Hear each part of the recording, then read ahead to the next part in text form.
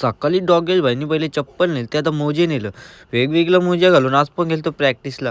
कोणाला काही समजायच्या आधी डोल्यावर लागलेल्या याचा रिपेअर झालेला डॉलामीनी लगेच हेल्मेट घालून कव्हर करून ठेवले. तसाच हेल्मेट काढून आलो घरी. घरी बघता होतं तयारी केली ती जायचं होतं दवाखान्यात. तशीच घातली चप्पल न काढली गाडी. तसाच काही नाही बोलता भेंडीला जायचा होता म्हणून कोणाला काही नाही बोलता भेंडीला पोचलो.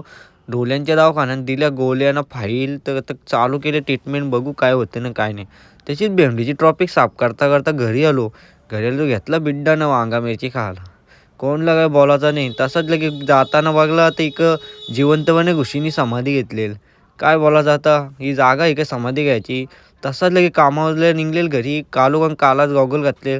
कोणी काही बोलायच्या आधी लगेच गेलो शॉपिंगला. गेलतो खानपावल्याच्या दुकानात तर तिथं फुल गर्दी होती. आपल्याला मग शॉपिंग मजबूतच करायची होती म्हणून पॅडी भाईला बोलवलेलं डायरेक्ट. पॅडी भाई पण आलता ना राख्या भाई पण होता.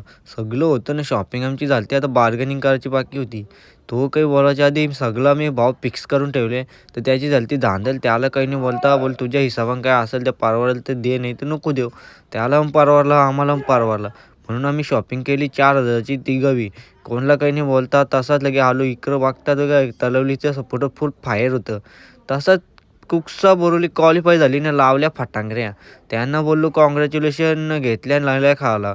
चला तर गाईज आजच्या ब्लॉगमध्ये एवढं असणं नळ्या खाऊन आजच्या ब्लॉगला करतो समाप्त. तर भेटून एक ब्लॉगमध्ये तोपर्यंत बाय बाय. तिचा ब्लॉग बघा आणि सबस्क्राईब करा तर भेटून एक ब्लॉगमध्ये.